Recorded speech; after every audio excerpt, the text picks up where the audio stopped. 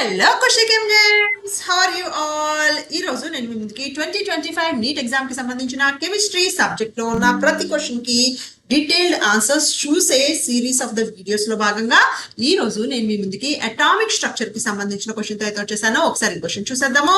The ratio of wave lengths of the light absorbed by the hydrogen atom when it undergoes n equal to 2 to n equal to 3 అంటే ఈ transition కి, అలాగే n equal to 4 to n equal to 6 transition కి జరుగుతున్నప్పుడు వాటి ratio ఎంత ఉంటుంది, wave lengths కి అబ్జార్బ్ అయిన వేవ్ లెంగ్త్స్ కి సంబంధించిన రేషియో ఎంత ఉంటుంది అయితే మనం ఈ రోజు చూడబోతున్న క్వశ్చన్ అనమాట. అయితే ఈ రోజు ఈ క్వశ్చన్ కి ఆన్సర్ చేసే ముందు మనము ఇంతకు ముందు వీడియోలో నేను మిమ్మల్ని అడిగిన క్వశ్చన్ కి అయితే ఆన్సర్ ఒకసారి చూసేద్దాం. ఇంతకు ముందు వీడియోలో నేను మిమ్మల్ని అడిగిన క్వశ్చన్ అయితే ఇదనమాట. ఏంటి క్వశ్చన్ నేను అడిగింది? Element with the highest electron affinity in the periodic table. ఒక మనకి తీసుకున్న పీరియాడిక్ టేబుల్ లో ఏ ఎలిమెంట్ కి అన్నిటికంటే ఎక్కువ హైయెస్ట్ ఎలక్ట్రాన్ ఎఫినిటీ ఉంటుంది అనేది అయితే నేను అడిగిన క్వశ్చన్ అనమాట. ఈ క్వశ్చన్ కి నేను ఇచ్చిన ఆన్సర్స్ కూడా ఒకసారి చూద్దాము. ఫస్ట్ ఆన్సర్ ఆప్షన్ వచ్చేసి హైడ్రోజన్, సెకండ్ ఆప్షన్ నేను ఇచ్చింది అయితే ఫ్లోరిన్, థర్డ్ ఆప్షన్ నేను ఇచ్చింది క్లోరిన్, అలాగే ఫోర్త్ ఆప్షన్ నేను ఇచ్చింది అయితే నియాన్. అయితే ఇది ఎగ్జెప్షనల్ కేసు. మనకి ఆబ్వియస్ గా ఒక పీరియడ్ లో లెఫ్ట్ నుంచి రైట్ వెళ్తున్నప్పుడు మనకి ఎలక్ట్రాన్ ఎఫినిటీ అయితే ఇంక్రీజ్ అవుతూ ఉంటుంది, గ్రూప్ లో పై నుంచి కిందకు వస్తున్నప్పుడు ఎలక్ట్రాన్ ఎఫినిటీ అయితే డిక్రీజ్ అవుతూ ఉంటుంది. సో ఆ లాజిక్ ప్రకారం మనకి ఫ్లోరిన్ అయితే రైట్ ఆన్సర్ అయి ఉండాలి, కానీ మనకి రైట్ ఆన్సర్ అయితే క్లోరిన్. ఇది ఎగ్జెప్షనల్ కేసు అనమాట. ఎందుకని మనకి ఫ్లోరిన్ లో 2s2 అండ్ 2p5 కాన్ఫిగరేషన్ ఉంటుంది, బట్ క్లోరిన్ లో మనకి 3s2 3p5 కాన్ఫిగరేషన్ ఉంటుంది. అలాగే 3p లో మనకి థర్డ్ ఎనర్జీ లెవెల్లో 3d లో కూడా 0 ఎలక్ట్రాన్స్ అయితే ఉంటాయి. అంటే ఎలక్ట్రాన్స్ డెన్సిటీ అనేది క్లోరిన్ లో తక్కువ ఉంటుంది. దానివల్ల కొత్తగా వచ్చే ఎలక్ట్రాన్ ని క్లోరిన్ అనేది ఈజీగా అకామిడేట్ చేయగలుగుతుంది కంపేర్ టు ఫ్లోరిన్. ఎందుకంటే ఫ్లోరిన్ లో ఆల్రెడీ ఎలక్ట్రాన్ డెన్సిటీ ఎక్కువ ఉంది.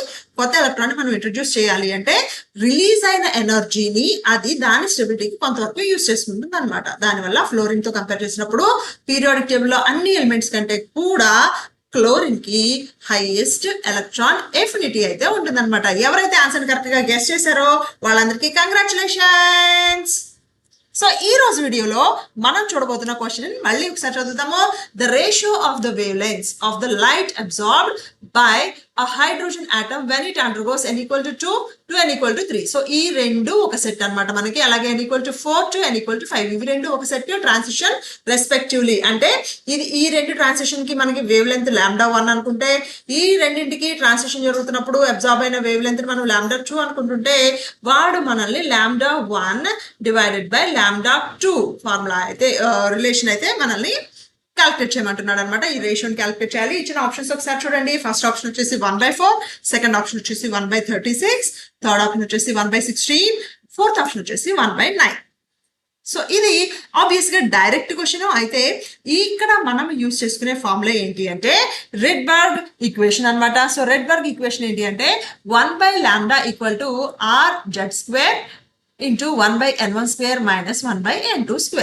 సో ఇక్కడ 1/λ అనేది ఆబ్వియస్ గా λ అనేది మనకు తెలుసు wavelength, R is Rydberg constant, Z is atomic number. మనం ఏ ఎలిమెంట్ కి సంబంధించిన అటామిక్ ట్రాన్సిషన్ ఆఫ్ ఎలక్ట్రాన్స్ గురించి మాట్లాడుతామో ఆ ఎలిమెంట్ కి సంబంధించిన అటామిక్ నంబర్. 1/n1². n1² అంటే ఏంటి అంటే ఇప్పుడు ఇక్కడ చూస్తున్నాం చూడండి, n = 2 నుంచి n = 3కి వెళ్తుంది. సో ఇక్కడ నాకు n1 = 2 అవుతుంది, ఇక్కడ n2 = 3 అవుతుంది అనమాట. అలాగే ఈ ట్రాన్సిషన్ లో n = 4 నుంచి n = 6కి వెళ్తుంది. సో నాకు ఇక్కడ నేను దీన్ని ఆల్రెడీ 1, 2 తీసుకున్నాను కాబట్టి నేను ఇది 3 and 4, n3 అనేది నాకు 4 అవుతుంది, n4 అనేది నాకు 6 అవుతుంది అనమాట. ఓకేనా? సో దాని నుంచి నేను λ1 వాల్యూ అండ్ λ2 వాల్యూ అయితే క్యాల్కులేట్ చేయొచ్చు. ఎలా క్యాల్కులేట్ చేద్దామో ఒకసారి చూద్దాం చూడండి. So 1/λ1 = r(z²) into 1/n1² minus 1/n2². అలాగే నాకు 1/λ2 = r(z²) into 1/n3² minus 1/n4². ఓకేనా? సో n1 వాల్యూ నేను r(z²) అనేది ఇక్కడ లాంబ్డాకి λ1 కి ఇక్కడ λ1 కి కాన్స్టెంట్ ఉన్నాయి కాబట్టి నేను ఆ రెండింటి వాల్యూస్ ని సబ్స్టిట్యూట్ చేయట్లేదు, ఎందుకంటే నేను అలాగే తీసుకుంటోంది రేషియోనే కాబట్టి. సో ఆ రెండు వాల్యూస్ నేను అలాగే ఉంచితే అవి రెండు క్యాన్సిల్ అయిపోతాయి. సో నేను అక్కడ క్యాలిక్యులేషన్ సబ్స్టిట్యూట్ చేసి సింప్లిఫై చేసేంత టైం వేస్ట్ అయితే చేయదలుచుకోవట్లేదు అనమాట. n1 n2 values n3 and n4 values అయితే నేను సబ్స్టిట్యూట్ చేసి సింప్లిఫై చేయబోతున్నాను. సో n1 వాల్యూ r(z²) అలానే ఉంచేసాను. 1/n1 వాల్యూ ఎంత ఇచ్చాడు మనకి? n1 వాల్యూ అనేది 2 ఇచ్చాడు, 2² మైనస్ n2 వాల్యూ అనేది 3². అలాగే ఇక్కడ r(z²) అలాగే ఉంచేస్తున్నాను. 1/ నాకు 4² ఇక్కడ మైనస్ 1/6² అనమాట. సబ్స్టిట్యూట్ చేసేస్తే నాకు దీని ఆన్సర్ r(z²) ఇంటూ నాకు పైన న్యూమరేటర్ వచ్చేసి 5/36 వస్తుంది.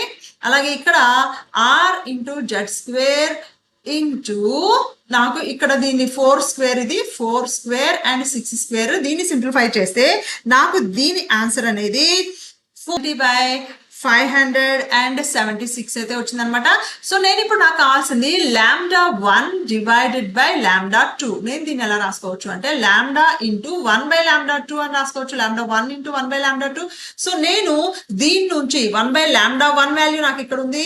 సో నేను దీనికి రెసిప్రోకల్ అయితే తీసుకోబోతున్నాను. λ1/λ2 వాల్యూ అలానే ఉంది కాబట్టి దీన్ని యాస్టిస్ గా అయితే తీసుకుంటున్నాను చూడండి. సో ముందు దీన్ని రెసిప్రోకల్ గా తీసుకుంటున్నాను, అంటే దీని మొత్తాన్ని నేను 1/, తీసుకోవాల్సి ఉంటుంది. అంటే నాకు 1/r(z²) ఇంటూ 36/5 ఇంటూ 1/λ2 వాల్యూ నాకు ఆల్రెడీ తెలుసు. 1/λ2 వాల్యూ అంటే r(z²) ఇంటూ 20/576. సో ఇక్కడ r(z²) ఇక్కడ r(z²) క్యాన్సిల్ అయిపోయింది. అలాగే నేను ఇవన్నీ సింప్లిఫై చేస్తూ ఉంటే నాకు ఇది 16 టైమ్స్ పోతుంది. ఇది నాకు 4 20 4 దీనిలో 4 అవుతుంది. సో నాకు లాస్ట్ గా ఆప్షన్ వచ్చేసి 1/4 అవుతుంది అనమాట. ఈ 1/4 అనేది నాకు రైట్ ఆన్సర్ అవుతుంది. సో ఇచ్చిన ఆప్షన్స్ లో రైట్ ఆన్సర్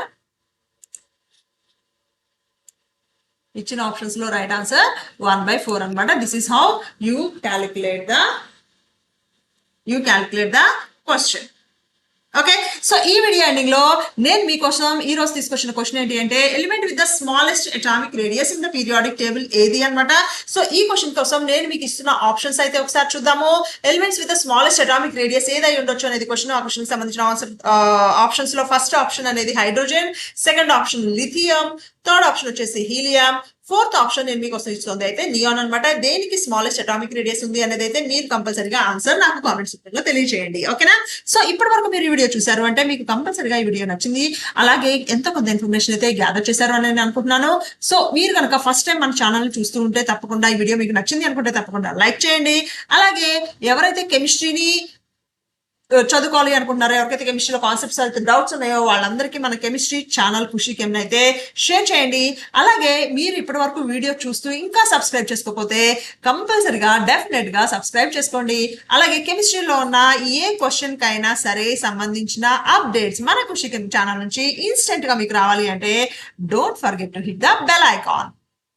మీకు కెమిస్ట్రీలో ఏ స్పెసిఫిక్ డౌట్స్ ఉన్నా దానికి సంబంధించిన క్వశ్చన్ మీరు నన్ను కామెంట్ రూపంలో అడిగారు అంటే నేను మీకోసం ఒక డీటెయిల్డ్ వీడియో చేసి అయితే కంపల్సరీగా మీకోసం వీడియో అయితే అప్లోడ్ చేస్తాను.